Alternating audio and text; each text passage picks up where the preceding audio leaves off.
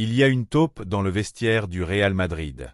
Quelqu'un qui, depuis des semaines, filtre absolument tout, les disputes, les insultes, les chats privés, les vidéos du vestiaire.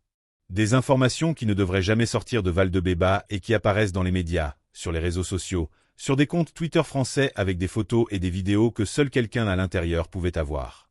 Et le Madrid cherche désespérément cette personne depuis des jours. Le club sait qu'il y a quelqu'un à l'intérieur qui détruit ce qui reste du vestiaire de l'intérieur. Et aujourd'hui, il y a des noms, aujourd'hui il y a des suspects, 5 noms que, quand vous les entendrez, vous ne pourrez pas y croire. Mais avant d'arriver à la taupe, j'ai besoin que vous compreniez tout ce qui s'est passé, car ce qui s'est passé cette semaine au Madrid n'a aucun précédent.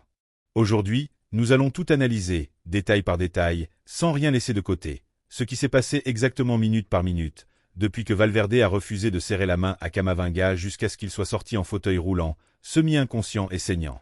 Pourquoi le communiqué de Valverde est-il le document le plus ridicule, le plus contradictoire et le plus mal conseillé qu'un footballeur professionnel ait jamais publié dans l'histoire du sport? Nous allons l'analyser phrase par phrase. Que dit exactement le chat de Camavinga qui a été rendu public et qui détruit la version officielle de tout ce qui s'est passé? Est-il vrai que des joueurs faisaient semblant de dormir pendant les réunions tactiques de Xavi Alonso? Et qui sont-ils? Pourquoi Arbeloa a-t-il envoyé des brioches en moto au vestiaire après la bagarre pour essayer de faire la paix? Et pourquoi est-ce la chose la plus surréaliste jamais vue dans l'histoire du football professionnel? Et qui va être le capitaine du Madrid pour le Clasico de dimanche? Quand vous le saurez, vous ne pourrez pas y croire. Restez jusqu'à la fin, car aujourd'hui, nous ne laissons rien dans l'encrier. Tout le communiqué, le chat, la bagarre, la taupe, les brioches, le capitaine du Clasico, tout. Si vous êtes un culé vétéran, cette semaine ne se savoure pas, cette semaine, on hallucine. Avant d'entrer dans le vif du sujet, j'ai besoin que vous ayez une vision complète de ce qui s'est passé cette semaine au Madrid, car ce n'est pas un incident isolé. C'est une accumulation de scandales qui ont tous explosé en même temps et qui ont laissé le club dans une situation que aucun supporter du Madrid n'aurait pu imaginer il y a 2 ans. Voici ce qui s'est passé ces 7 derniers jours au Real Madrid. Mbappé est parti 4 jours en France et 5 en Italie avec sa copine, alors que l'équipe jouait blessé, disait-il, si blessé qu'il sautait d'un bateau en Méditerranée et est arrivé à l'aéroport de Madrid à la 70e minute du match de ses coéquipiers, en sortant, en se moquant de Valdebeba alors que tout brûlait. Rudiger a donné une gifle à Carra en février. Le club l'a étouffé, et il y a 2 semaines, il l'a de nouveau insulté sur le terrain d'entraînement. Cette fois-ci si fort que ses propres coéquipiers ont dû s'interposer et l'obliger à s'excuser. 41 000 € par jour sans conséquence. Bellingham et Mbappé ont eu une grosse altercation dans le vestiaire du Bernabéu. Vinicius a fait un scandale quand il a été remplacé lors du Clasico. 6 joueurs refusent de parler à Arbeloa. Les parents de joueurs appellent Florentino pour se plaindre du temps de jeu de leur fils. Et en plus, Mendy. Ferland Mendy, depuis des années, est l'un des latéraux gauches les plus fiables d'Europe, un joueur qui a tout donné pour ce blason. Et cette semaine, on a appris que sa blessure est dévastatrice. Rupture de tendon avec séparation osseuse, 1 an de forfait minimum. Et selon les informations qui ont fuité, Mendy envisage sérieusement de prendre sa retraite à 30 ans. Car son corps n'en peut plus, car il joue depuis des années blessé, donnant tout pour un club dont les joueurs, cette semaine, en sont venus aux mains dans le vestiaire. Et pendant que Mendy pleure pour sa carrière dans un coin de Valdebeba, Trent Alexander-Arnold a aussi été vu en train de pleurer dans un autre coin du complexe. 2 joueurs en larmes à Valdebeba le même jour. Voici ce qu'est le Real Madrid cette semaine. Et puis il y a eu la bagarre, celle qui a tout changé, celle qui a été décrite comme la plus grande confrontation de l'histoire de Valdebeba, et que je vais vous raconter minute par minute, car les détails qui sont sortis sont si brutaux qu'il faut les écouter avec attention. La bagarre. Ce qui s'est vraiment passé. Mercredi, il y a eu une première altercation entre Valverde et Camavinga à l'entraînement. Tacle dur, tension, une animosité que le club a essayé de minimiser. Des choses de foot, ont-ils dit. Ils ont fait la paix, que rien ne s'était passé. Jeudi, Valverde est arrivé à Valdebeba, convaincu que Camavinga avait filtré à la presse ce qui s'était passé la veille. La première chose qu'il a faite en arrivant a été de refuser de lui serrer la main. Lors de la poignée de main avant l'entraînement, Valverde a refusé de serrer la main de Camavinga devant tous ses coéquipiers. Un geste qui a immédiatement enflammé l'hostilité dans le vestiaire. L'entraînement a commencé, et pendant toute la séance, alors que l'équipe essayait de travailler, Valverde n'a pas arrêté d'accuser Camavinga d'avoir filtré la dispute de mercredi. Camavinga niait constamment, à chaque instant. Il lui demandait d'arrêter, qu'il fallait mettre fin à ce climat d'hostilité. Et Arbeloa, qui était là, n'est pas intervenu. L'entraîneur du Real Madrid, voyant deux de ses joueurs s'affronter pendant tout l'entraînement sans intervenir, les tacles entre les deux pendant la séance ont été très durs, impossibles à comprendre pour leurs coéquipiers et pour le staff, laids, agressifs, avec une intention qui allait bien au-delà du foot. L'entraînement s'est terminé, et c'est là que le pire est arrivé. Dans le vestiaire, Valverde a continué, il a continué à accuser Camavinga, encore et encore. Certains joueurs ont essayé de médier, lui ont demandé d'arrêter, que ça suffisait. Camavinga lui a parlé en anglais, apparemment de manière calme, en lui demandant de mettre fin à tout ça, qu'il fallait tourner la page. Valverde n'a pas arrêté, alors Camavinga en a eu marre et lui a donné un coup de poing qu'il a frappé en pleine tête. Valverde est tombé par terre, s'est cogné le front contre une table en tombant, et les joueurs ont retrouvé Fed par terre, saignant et semi-inconscient. Semi-inconscient, le capitaine du Real Madrid par terre dans le vestiaire de Valdebeba, saignant, semi-inconscient après que son coéquipier l'ait assommé d'un coup de poing devant toute l'équipe. Ils ont dû le sortir en fauteuil roulant. José Ángel Sánchez, qui était près du vestiaire, est arrivé rapidement, mais quand il est arrivé, tout était déjà passé. Camavinga est parti de Valdebeba dans son véhicule personnel sans dire un mot, la capuche sur la tête, sans faire de déclaration. Florentino Pérez a convoqué une réunion d'urgence. Le club a émis un communiqué officiel ouvrant une procédure disciplinaire contre les deux, et les services médicaux du Madrid ont diagnostiqué à Valverde un traumatisme crânien. Un traumatisme crânien, provoqué par un coup de poing de son coéquipier dans le vestiaire, avec un repos obligatoire de 10 à 14 jours. Et Valverde ne jouera pas le Clasico de dimanche. Ni Camavinga, ni Mendy, ni Gullet, ni Militao. Le Madrid arrive au camp nous sans 5 joueurs, sans son capitaine, sans son pivot, sans son latéral gauche titulaire, pour le Clasico, pour le match où le Barça peut devenir champion mathématiquement s'il ne l'est pas déjà. Et les sanctions possibles sont historiques. Le Madrid peut appliquer une faute grave avec suspension d'emploi et de salaire et entre 3 et 10 matchs de suspension, ou une faute très grave avec entre 11 et 20 matchs, ou un licenciement disciplinaire. Un licenciement disciplinaire, le Madrid peut virer l'un de ses joueurs titulaires pour ce qui s'est passé cette semaine. Et avant d'aborder le communiqué, il faut parler de quelque chose qui n'a pas été assez dit, la saison de Fed Valverde. Car ce qui s'est passé aujourd'hui n'est pas un fait isolé. C'est le dernier chapitre d'une saison qui résume parfaitement pourquoi il est le pire capitaine de l'histoire du Real Madrid. Valverde a refusé de jouer latéral droit quand Arbeloa le lui a demandé. Il ne l'a pas accepté. Il a planté son entraîneur, l'a mis en échec publiquement en disant qu'il ne voulait pas jouer à cette position alors qu'il n'y avait pas d'alternative dans l'effectif. Un capitaine qui désavoue son entraîneur en public. Valverde a participé à la mutinerie contre Xavi Alonso. Il a été l'un des joueurs qui ont poussé pour qu'il soit viré. Le projet le plus excitant que le Madrid ait eu depuis des années, détruit de l'intérieur par un groupe de joueurs parmi lesquels se trouvait le capitaine.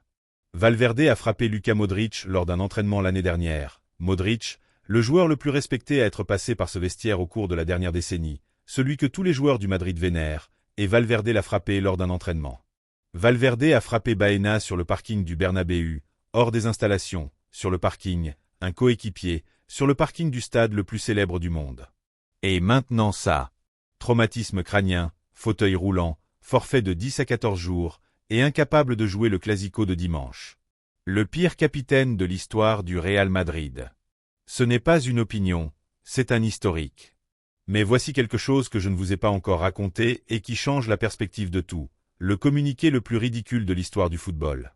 Quelques heures après que Valverde soit sorti en fauteuil roulant de Valdebeba, il a publié un communiqué sur ses réseaux sociaux, et ce communiqué est, sans aucun doute, le document le plus contradictoire, le plus ridicule et le plus mal conseillé qu'un footballeur professionnel ait jamais publié dans l'histoire du sport moderne. Analysons-le, car ça vaut le coup de le faire lentement. Il dit qu'on ne l'a pas frappé. Premier point. Il dit qu'il n'a frappé personne. Deuxième point. Il dit qu'ils se sont battus. Troisième point. Attendez. Comment pouvez-vous dire dans le même communiqué qu'il n'y a pas eu de bagarre et qu'ils se sont battus? Comment pouvez-vous nier qu'on vous a frappé et reconnaître qu'il y a eu une confrontation? Ce n'est pas un communiqué, c'est une contradiction à chaque phrase. Il dit que quelqu'un a inventé ça, mais il reconnaît que quelque chose s'est passé. Il dit qu'il le regrette énormément. Quoi? Tomber tout seul, s'être cogné contre une table. Il dit que ça a nui à son image. Mec, le Madrid est en feu. Il y a un coéquipier à toi qui envisage de prendre sa retraite. Il y a des bagarres dans le vestiaire tous les jours. Et toi, tu parles de ton image. Il dit qu'il ne comptait pas s'exprimer avant la fin de la saison et publie le communiqué moins de 12 heures après les faits. Il dit qu'il n'était pas d'humeur à faire des publications sur les réseaux sociaux et le publie sur Instagram. Et au milieu de tout ce non-sens, il glisse une phrase qui est la plus intéressante de tout le communiqué. Il dit « Je ressens de la frustration de voir que certains d'entre nous arrivons en fin de saison avec nos dernières forces, en nous brisant l'âme. Certains d'entre nous arrivons en fin de saison en nous brisant l'âme. Qui arrive en fin de saison sans se briser l'âme. Qui arrive frais. Qui était sur un bateau en Italie pendant que ses coéquipiers s'entretuaient à Valdebeba. Valverde, dans son propre communiqué, envoie un missile à Mbappé sans le nommer. Le communiqué le plus ridicule de l'histoire du football. Écrit sans le brevet des collèges, sans ChatGPT, sans un conseiller en communication pour lui dire que ce qu'il écrivait était un non-sens de proportion biblique. Et la partie la plus surréaliste de tout ce communiqué, c'est le contexte dans lequel il a publié. Le club venait de publier un communiqué officiel ouvrant une procédure disciplinaire contre les deux joueurs. La version officielle du club dit qu'il y a eu un incident grave qui justifie des sanctions historiques, et le capitaine publie sur Instagram qu'il ne s'est rien passé et qu'il est tombé tout seul contre une table. Je veux dire, le club dit que c'était si grave que ça peut aller jusqu'au licenciement disciplinaire, et le capitaine dit qu'il est tombé tout seul. À qui croyez-vous? Et puis il y a la dimension narrative de tout ça, car le communiqué de Valverde n'est pas seulement contradictoire, c'est l'image parfaite d'un joueur sans conseil, sans jugement, sans la moindre idée de comment gérer une crise de communication. Un footballeur qui gagne des millions par an et qui n'a personne près de lui capable de lui dire que ce qu'il écrit est une catastrophe. Tu n'as personne avec le brevet des collèges près de toi. Tu n'as pas de conseiller en communication. Tu n'as personne pour te dire « Fed, arrête, respire, ne publie pas ça ». Et pourtant, il l'a publié. Et il l'a publié en moins de 12 heures, lui qui avait dit qu'il n'était pas d'humeur pour les réseaux sociaux. Écrit par le pire capitaine de l'histoire du Real Madrid, le pire jour de l'histoire de Valdebeba. C'est une œuvre d'art dans sa catégorie. Et pour couronner la semaine la plus surréaliste de l'histoire du Madrid, quelque chose s'est passé qui résume parfaitement le niveau d'autorité qui règne dans ce club en ce moment. Après la bagarre, après que Valverde soit sorti en fauteuil roulant, après la réunion d'urgence de Florentino, après les procédures disciplinaires, un motard a apporté un sac à Valdebeba. Le sac était pour un intendant du Real Madrid, et dans le sac, il y avait des brioches. Des brioches. Arbeloa a envoyé des brioches par moto au vestiaire du Real Madrid pour essayer de faire la paix entre les joueurs après qu'un d'entre eux ait fini à l'hôpital avec un traumatisme crânien. Je n'invente pas ça. El Chiringuito l'a publié. L'entraîneur du Real Madrid, incapable de gérer un vestiaire où personne ne lui obéit, incapable de mettre de l'ordre, incapable de faire en sorte que ses joueurs respectent des règles minimales, a décidé que la solution était d'envoyer des brioches, comme s'il s'agissait d'enfants de primaire qui se sont battus dans la cour de récréation et que le directeur de l'école leur envoie des donuts pour qu'ils se réconcilient. Le plus grand club du monde géré avec des brioches. Et pendant ce temps, ce matin, Mbappé est revenu s'entraîner et est arrivé comme il est parti hier, en riant, en se tordant de rire, heureux comme si absolument rien ne s'était passé dans le vestiaire, comme si le capitaine n'était pas à la maison avec un traumatisme crânien, comme si ses coéquipiers ne s'étaient pas battus la veille. Mbappé en train de rire, Camavinga s'entraînant normalement, Valverde à la maison en repos, et le Madrid sans capitaine pour le Classico de dimanche. Ou pas exactement sans capitaine, car ce qu'ils ont annoncé aujourd'hui est encore plus surréaliste que tout ce qui précède. Le capitaine du Madrid pour le Classico de dimanche va être Vinicius. Vinicius, le même qui a comploté pour virer Xavi Alonso, le même qui a fait un scandale historique quand il a été remplacé lors du Classico en disant « Je m'en vais de cette équipe ». Le même qui a retiré la photo avec le Real Madrid de son Instagram quand les supporters l'ont sifflé. Le même que le vestiaire désigne comme le chouchou d'Arbeloa. Le même qui, selon Tony Kroos, est exactement le contre-exemple de ce que doit être un joueur d'équipe. Car Kroos a parlé cette semaine, et ce qu'il a dit est un missile à guidage précis contre Vinicius. Sans le nommer, il a dit textuellement que Luis Enrique a sorti Dembélé, son meilleur joueur, à la 65e minute d'une demi-finale de Ligue des Champions, et que personne ne s'est plaint que Dembélé soit sorti du terrain, a serré la main à son entraîneur et se soit assis sur le banc en encourageant ses coéquipiers. Et que cela démontre le respect que les joueurs du PSG ont envers l'entraîneur. Et puis il a dit qu'il y a des contre-exemples, que 90% des joueurs qui se croient des stars, quand on les sort, font des gestes sur le terrain et s'assoient sur le banc en bougonnant. Des contre-exemples, sans le nommer. Mais tout le monde sait de qui il parle. Celui qui a fait un scandale lors du Classico quand Xavi Alonso l'a remplacé, celui qui va être capitaine au Camp Nou. Et le fait que Kroos soit sur le point de revenir au Madrid avec un poste dans la direction la saison prochaine donne encore plus de poids à ses mots. Kroos dit de l'extérieur ce qu'il va dire de l'intérieur quand il arrivera, qu'il y a des joueurs qui ne respectent pas les entraîneurs et que cela doit changer. Mais pendant que Kroos parle de respect et d'équipe, à Valdebeba, il y avait des joueurs qui faisaient semblant de dormir pendant les réunions tactiques de Xavi Alonso. Pendant les séances vidéo où l'entraîneur expliquait la tactique du prochain match, il y avait des joueurs qui fermaient les yeux et faisaient semblant de dormir. Xavi Alonso préparant le match, dessinant les positions, analysant l'adversaire, et ses joueurs dormant. Vous imaginez ça au Barça? Vous imaginez quelqu'un faisant semblant de dormir pendant une réunion tactique de flics? Le scandale serait mondial. Les médias en parleraient pendant des semaines, mais comme c'est le Madrid, ça reste une note en bas de page parmi toutes les autres catastrophes de la saison. Et ce Vinicius, celui du scandale historique, celui du chouchou, celui qui dort pendant les réunions de Xavi, va être le capitaine du Madrid pour le Classico, au Camp Nou, dimanche. Car si le communiqué de Valverde était ridicule, ce qui s'est passé ensuite était surréaliste. Il est sorti que Camavinga avait tout filtré à un compte Twitter français avec des photos, des vidéos, des détails internes que seul quelqu'un à l'intérieur du vestiaire pouvait connaître. Et dans le chat qui a été rendu public, Camavinga disait « Quelque chose s'est passé, mais je ne peux rien dire. Je t'ai dit qu'hier, rien ne s'est passé dans le sens où il n'y a pas eu de bagarre. Je ne l'ai pas frappé. Ce n'est pas vrai. Sa tête a heurté le sol. Sa tête a heurté le sol. Je ne l'ai pas frappé. Sa tête a heurté le sol toute seule, je suppose par magie, par gravité universelle. » Et la partie la plus surréaliste de tout ça, Valverde a accusé Camavinga d'être la taupe qui filtrait tout. Et il s'avère que Camavinga filtrait effectivement des choses, mais il n'était pas le seul. Et c'est là que nous arrivons à la partie la plus importante de cette vidéo, la taupe, les 5 suspects. Le vestiaire du Madrid cherche depuis des jours la taupe qui filtre tout, pas seulement l'affaire Valverde-Camavinga. Tout, les bagarres, les chats, les comportements, les détails internes qui sont sortis semaine après semaine. Le club est convaincu qu'il y a quelqu'un à l'intérieur qui détruit le vestiaire de manière systématique, et la sanction, quand ils la trouveront, pourrait être brutale. Il y a 5 noms qui circulent, 5 suspects, et je vais les analyser un par un. Le premier est Ceballos. Dani Ceballos est écarté de l'équipe, il n'a aucun contact avec Arbeloa, il est hors des plans, il est au Madrid en train de compter les jours pour partir. Un joueur qui n'a rien à perdre, qui est furieux contre la situation, qui veut que tout explose pour accélérer son départ. Motif maximum. Accès total. Il s'entraîne toujours avec le groupe. C'est la taupe. Il a toutes les cartes en main. Le deuxième est Asensio, Raúl Asensio, le jeune milieu qui a eu des minutes cette saison, un joueur que, dans le vestiaire, on désigne comme quelqu'un qui a eu des antécédents de fuite d'informations dans le passé, avec des réseaux sociaux actifs, avec des contacts dans la presse. Certains disent que s'il avait filmé la bagarre entre Valverde et Camavinga, ça n'aurait pas été une surprise.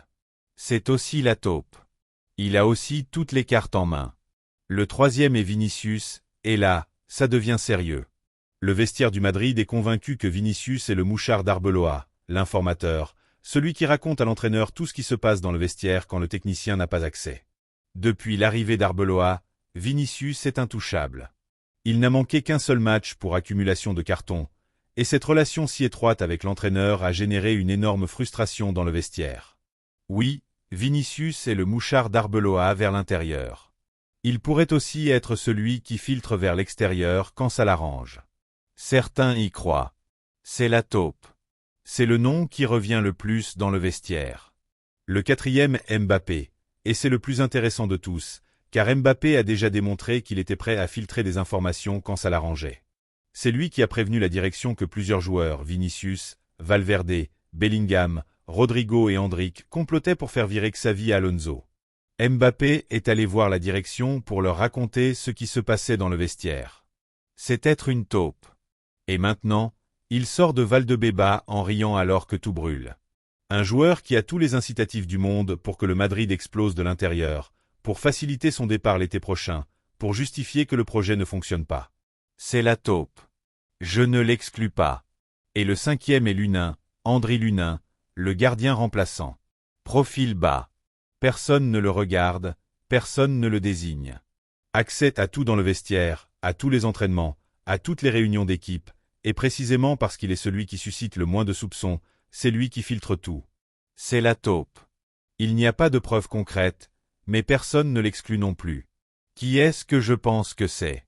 J'ai ma théorie, mais avant de vous la donner, je veux que vous me donniez votre nom dans les commentaires, car c'est un débat qui mérite que vous participiez tous. Ma théorie, et attention, ce n'est qu'une théorie, c'est qu'il n'y a pas une seule taupe, mais plusieurs. Il y a des joueurs qui filtrent pour des intérêts différents.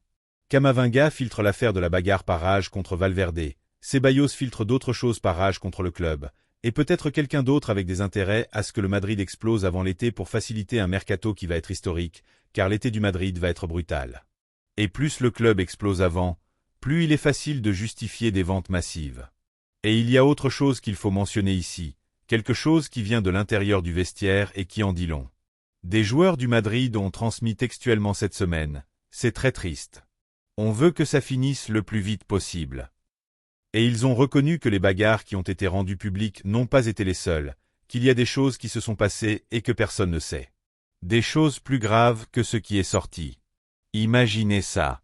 Ce qui est sorti cette semaine est déjà le plus grand scandale de l'histoire récente du vestiaire du Real Madrid. Et il y a des choses plus graves qui ne sont pas encore sorties. Qui va les raconter? Probablement la taupe. Quand le moment sera venu, quand elle pourra faire le plus de dégâts. Et la majorité des joueurs du Madrid ont déjà la tête au mondial. Pas au Clasico, pas au dernier match de Ligue, au mondial de l'été. Ils veulent que cette saison finisse le plus vite possible pour préserver leur image en vue de la sélection. Ils arrivent avec leur dernière force, comme l'a dit Valverde lui-même dans son communiqué, épuisés, sans illusion, sans projet, sans rien qui les unisse, sauf l'envie que ça finisse. Voici le vestiaire du Real Madrid en mai 2026. Et maintenant, l'historique, car pour comprendre où en est le Madrid, il faut voir d'où il vient. Et ce qui s'est passé cette saison est si démesuré qu'il faut tout lister. Le médecin du club a examiné le mauvais genou de Mbappé et l'a fait jouer 3 matchs blessés. Asensio a passé un mois en gueule de bois. Carvajal s'est moqué de Trent Alexander-Arnold parce qu'il redescend défendre en marchant. Ceballos s'est battu avec Arbeloa. Mbappé est parti en vacances en Italie en plein milieu de la saison. Rudiger a agressé l'intendant Manolin. Rudiger a giflé Carra à la cantine. Rudiger l'a de nouveau insulté 2 semaines plus tard. Bellingham et Mbappé ont eu une grosse altercation dans le vestiaire du Bernabéu. Vinicius a fait un scandale quand il a été remplacé lors du Clasico, et c'est là que tout le chaos avec Xavi Alonso a commencé. Les parents de joueurs appellent Florentino pour se plaindre. 6 joueurs ne parlent pas à Arbeloa. Seuls 4 joueurs soutiennent l'entraîneur, Vinicius, Bellingham, Valverde et Fran Garcia. Valverde a frappé Modric l'année dernière lors d'un entraînement. Valverde a frappé Baena sur le parking du Bernabéu. Et maintenant, Valverde avec un traumatisme crânien après que Camavinga l'ait assommé dans le vestiaire. Mendy envisage de prendre sa retraite. Mbappé se tord de rire. Trent pleure dans un coin. Le Madrid arrive au Clasico sans 5 titulaires. Tout ça, absolument tout, a une explication qui se résume en une seule phrase. L'autorité monolithique qui descendait de Florentino a été perdue. Chacun fait ce qu'il veut parce qu'il sait qu'il n'y a pas de conséquences. Et quand il n'y a pas de conséquences dans un vestiaire de football professionnel, il se passe ce qui se passe. Il y a un parallèle que les culés vétérans connaissent bien. Le Barça de Bartomeu avec Ernesto Valverde, le club des copains, le vestiaire où les joueurs commandaient plus que l'entraîneur, où la direction avait perdu l'autorité, où chacun faisait ce qu'il voulait. Le Barça a mis des années à s'en remettre, avec beaucoup de douleurs, des réductions de salaire, la loi du sport, des années d'obscurité. Le Madrid vit son propre Bartomeu en ce moment, et le pire, c'est qu'ils ne s'en rendent même pas compte. Florentino Pérez, qui a 124 ans d'histoire du club derrière lui, qui a vécu les Galacticos, qui sait parfaitement ce qui se passe quand les joueurs ont plus de pouvoir que les entraîneurs, a répété exactement la même erreur. Il a donné le pouvoir aux stars, il a désarmé les techniciens, il a laissé l'argent et l'ego commander au-dessus de tout critère sportif. Et le résultat, c'est un vestiaire où il y a une taupe qui filtre tout, où le capitaine finit en fauteuil roulant après que son coéquipier l'ait assommé, où Mendy envisage de prendre sa retraite à 30 ans, où Mbappé sort de Valdebebas en riant. Et il y a un détail que Thomas Ronsereau, madridiste avoué, a dit cette semaine et qui résume parfaitement la situation. On m'a volé l'amour de ma vie. Nos stars théoriques se comportent comme des squatteurs, à qui ça leur est égal de détruire le prestige sacré que ce club grandiose s'est gagné pendant ses 124 ans d'histoire. Des enfants gâtés qui se battent un jour sur deux, comme si c'était la récréation d'une école d'élèves difficile. Ronsereau, le plus madridiste de tous, qui dit qu'on lui a volé l'amour de sa vie. Quand Ronsereau parle comme ça, c'est que la situation est très sérieuse. Et en plus, dimanche, il y a le Clasico. Le Madrid arrive au Camp Nou sans Valverde, sans Camavinga, sans Mendy, sans Gullet, sans Militao, à la recherche d'une taupe, avec le capitaine avec un traumatisme crânien, avec Mbappé remis en question même à l'intérieur du vestiaire, avec un entraîneur à qui 6 joueurs n'adressent pas la parole, avec seulement 4 joueurs qui le soutiennent, Vinicius, Bellingham, Valverde et Fran Garcia. Le même Valverde qui est à la maison en repos obligatoire. Ce Madrid-là arrive au Camp Nou dimanche. Et la lecture culée de tout ça est très simple et très satisfaisante pour ceux qui regardons le football depuis 40 ans derrière le comptoir du bar. Le Barça de Flick arrive au Clasico comme champion de ligue avec 88 millions d'investissements en 2 ans et 5 titres. Avec la mine de 18 ans étant le meilleur jeune joueur du monde, avec Pedri et Gavi courant jusqu'à s'arracher les jambes, avec Rafinha donnant 200% à chaque match, avec Flick, avec une autorité réelle, avec un vestiaire où personne ne se bat, où personne n'appelle la porte pour se plaindre du temps de jeu, où les joueurs respectent l'entraîneur. Au Barça, il n'y a pas de taupe, il n'y en a pas besoin car au Barça, il ne se passe pas de choses à filtrer. Il n'y a pas de bagarre dans le vestiaire, pas de capitaine en fauteuil roulant, pas de joueurs qui publient des communiqués ridicules en niant s'être fait assommer. Au Barça, il y a un projet, une idée, une équipe où tout le monde tire dans la même direction, où Flick a une autorité réelle, où celui qui ne performe pas s'assoit, où les règles sont les mêmes pour tous.